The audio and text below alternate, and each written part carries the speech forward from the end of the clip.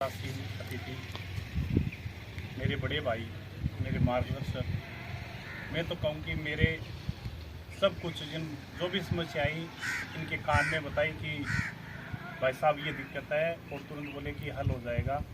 और ऐसे मेरे बड़े भाई समान श्रीमान महावीर जी बोलते सच। और परमाराम जी के बच्चे मेरे पास पढ़े हैं, इसलिए ये भी मेरे आदरणीय हैं, हमारे युवा सरपंच महोदय।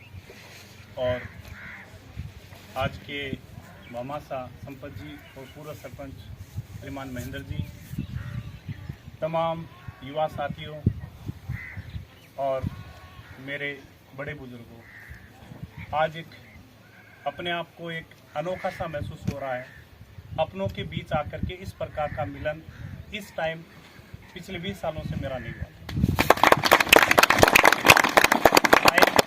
शिक्षा की लाइन थी, पढ़ाने लिखाने का काम कर रहे थे। पिछले कुछ महीनों से वो लाइन थोड़ा चेंज किया। ज्यों ही कैलाश का फ़ोन पहुंचा कि भाई गुरुजी आपको आना है, मैंने कैलाश से पूछा कि महावीर जी से पूछा है क्या, उनसे बात हुई क्या। मैं तो इनका आदेश मानता हूँ। इन्होंने बोला कि उन्होंने बोला है कि मैंने बोला तब मेरे को पूछने की जरूरत ही नहीं है भाई, कितनी बजे आना है।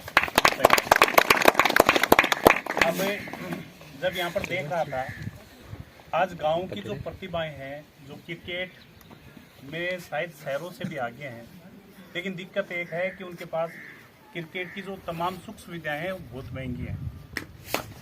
कबड्डी का खेल है, साधारण सा खेल होता है, ज़्यादा खर्चा नहीं होता, वॉलीबॉल में नहीं होता, लेकिन ये क्रिकेट का खेल सबसे महंगा खेल है। सारी सुविधाएं नहीं होने के बावजूद भी एक अच्छा खिलाड़ी में जो निखार आना, अभी मैं एक मैच देख रहा था, मेरे गांव की टीम और तेतली एक टीम खेल रही थी, बड़े अनुशासन से खेल रही थी। जो बॉलर थे वो अच्छी बॉलिंग कर रहे थे।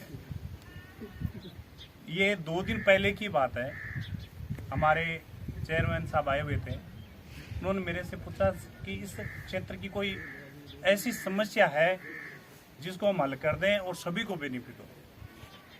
मैंने उनको बोला कि आज के जो युवा हैं उनका केवल मात्र 2 चीज के प्रति सबसे ज्यादा रुझान है। एक तो डिफेंस के प्रति बहुत ज्यादा रुझान है और दूसरा रुझान है क्रिकेट के प्रति। डिफेंस के लिए जो भी बच्चा यहाँ से जाता है वो करीबन 1 लाख रुपए खर्च करता है सीकर जाने पर, और 100 बच्चे जाते हैं उन्हें 5 का सिलेक्शन होता है, यानी करीबन 5 करोड़ रुपए खर्च हो, उसका बेनिफिट 4-5 बच्चों को मिलता है। इसी प्रकार क्रिकेट के लिए इतना टाइम, मैं वेस्ट तो नहीं कहूँगा, इतना टाइम खर्च करते हैं, लेकिन प्राप्ति है वो शून्य ही है। यानी कोई भी रणजी नहीं खेलता है, कोई राजस्थान की टीम में नहीं खेलता, यहाँ तक कि जिले की टीम तक भी नहीं पहुँच पाते। अब उन्होंने बोला इसके लिए क्या किया जाए। मैंने बोला कि एक स्पोर्ट्स कॉम्प्लेक्स अगर हम तैयार कर दें जिसमें वॉलीबॉल, क्रिकेट और तैराकी, फुटबॉल जैसे खेलों के लिए अपन कोच रखें और जिन बच्चों की इस प्रकार की रुचि है उनको तैयार करें और आगे तक उनको पहुंचाने का काम करें। आपको भी हर्ष होगा बड़ा, उसी दिन उन्होंने 14 बीघा जमीन खरीद ली। आज इंजीनियर आए हुए हैं, क्योंकि बड़े भाई साहब का आदेश था। मैंने सोचा अगर नहीं पहुंचे तो मिलते ही कहेंगे दिनेश यार तुम तो बड़ा बड़ा आदमी हो, इसलिए आना बहुत जरूरी था। अब मैं वहां से नक्शा तैयार करवाता हूँ, जल्दी ही आप सभी को इकट्ठा करके एक अपन भव्य उद्घाटन करेंगे। ऐसी क्रिकेट अकेडमी करेंगे जो बीकानेर से जयपुर के बीच में एकमात्र होगी और अपने आप उसके साथ साथ डिफेंस की तैयारी करने वाले बच्चों के लिए भी एक डिफेंस अकेडमी यानी तैयार कर रहे हैं अपन, जिसमें केवल मात्र जो पढ़ाने वाले हैं उनका जो खर्चा था उतने रुपए लिए जाएंगे, और क्रिकेट अकेडमी में केवल वही होगा, कोच की शुल्क ली जाएगी, जिससे क्या है कि एक अनुशासन भी मेंटेन हो जाएगा और निम्न से निम्न बच्चा भी पहुंच सकेगा। और अगला अधिकार मैं महावीर जी को दे दूंगा कि जो भी बच्चा हो, डिफेंस का हो चाहे क्रिकेट का हो, उसमें क्वालिटी है लेकिन पैसा नहीं है, ये मुझे फोन करेंगे, उसको हम पढ़ाएंगे, हम उसको तैयार करेंगे।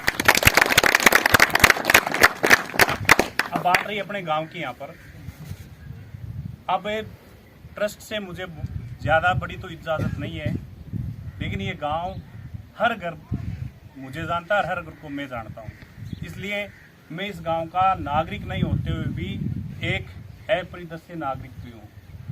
इसलिए मैं महावीर जी को यह अधिकार दे रहा हूँ कि आप इनको क्रिकेट का पूरा सामान खरीद कर दे देना, ट्रस्ट की तरफ से हम पूरा पे कर देंगे।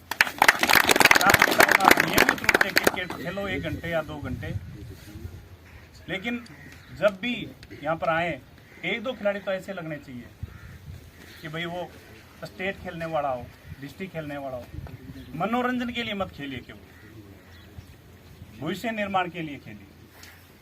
और जब अपन भविष्य निर्माण के लिए खेलेंगे तब शायद ये खेल आगे बढ़ेगा, वरना गांव के जोड़ों तक खेल ये जो सीमित है, इस खेल को अपन को आगे तक पहुंचाना पड़ेगा। इसलिए जो स्टूडेंट्स हैं वो ज़्यादा टाइम नहीं दें, पढ़ाई के साथ साथ जो इवनिंग का टाइम होता है उसमें खेलें। जो बड़े हैं वो उनको तैयार करें, अपने काम पर भी ध्यान दें। और मेरे लायक कोई भी काम, अभी इन्होंने कहा कि इस काम के दायरे को बढ़ाएं।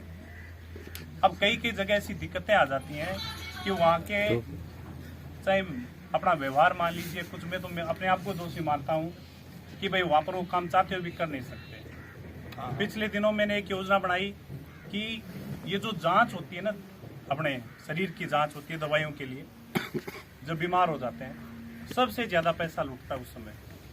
एक छोटी सी जांच आपको बता दूं, CBC बोलते हैं कंप्लीट ब्लड टेस्ट, उसकी लागत है वो 9 रुपये है और उसके 300 रुपये लेते हैं बाहर। बिल्कुल। अब आप दिमाग लगा सकते हो कितनी बड़ी लूट होती है। हर आदमी आजकल खान पीन ऐसा हो गया, हर आदमी का कोलेस्ट्रॉल बढ़ रहा है, हर आदमी का ग्लिसराइड बढ़ रहा है, हर आदमी की शुगर बढ़ रही है, BP बढ़ रही है। ये छोटी छोटी जांच होती है, इनके कोई ज़्यादा रुपए नहीं लगते। ट्रस्ट की तरफ से हमने पूरी योजना बना ली कि भाई हमें एक जगह ऐसी विकसित करनी है जहाँ पर ये जांच होता है। बस मैं ढानन में गया, ढानन में जो जाकर के PHC पे पता किया, बोले कि हमारे लिए तो ये रेगुलेशन में नहीं है। फिर पता चला एक आदमी अलग लिया, मैंने बोला यार ये ऐसा क्यों कर रहे हैं, इनके पास लैब टेक्नीशियन है, सब कुछ है, ये क्यों कर रहे हैं। बोले कि भाई साहब आप इनको जानते नहीं, इनसे वर्कलोड बढ़ जाएगा, यानी तनख्वाह मिलते हुए भी वर्कलोड बढ़ जाएगा।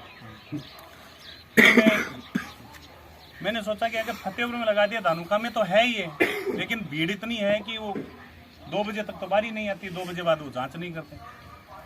उसके बाद में रोड CHC में आया, मैंने डॉक्टर साहब को पूछा कि आपके पास सुविधा क्या क्या है। बोले कि हमारी सुविधा के नाम पर कुछ नहीं है सर, कोई जांच की सुविधा नहीं है। 14 जांच होती है, जो आपके परखनली से होती है, स्लाइड से होती है, वही होती है। मैंने बोला कि आपके पास लैब टेक्नीशियन, बोले 3 है हमारे पास। मैंने बोला पूरा जांच का सामान हम लाते हैं, आप क्षेत्र के लोगों को ऐसा माहौल दे दोगे कि यहाँ पर जाते जांच होती है, इलाज होता है।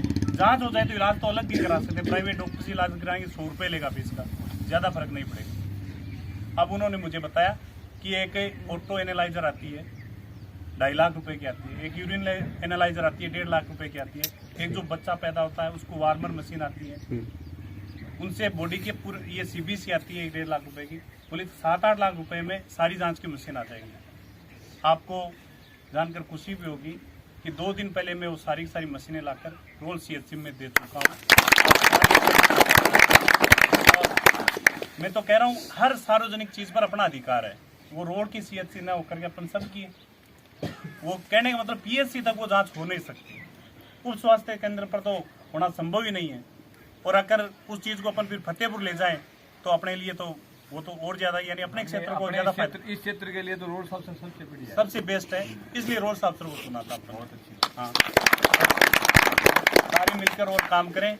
और मैं तो आपको मेरा तो मार्गदर्शक मानता हूँ, दिल में आपके प्रति क्या जगह है, अगर हनुमान जी होता तो फाड़ कर दिखा देता आपको।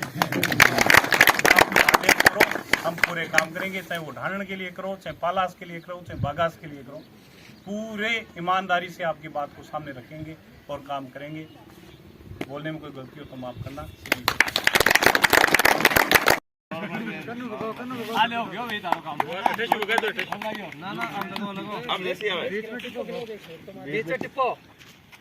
अरे धीरे से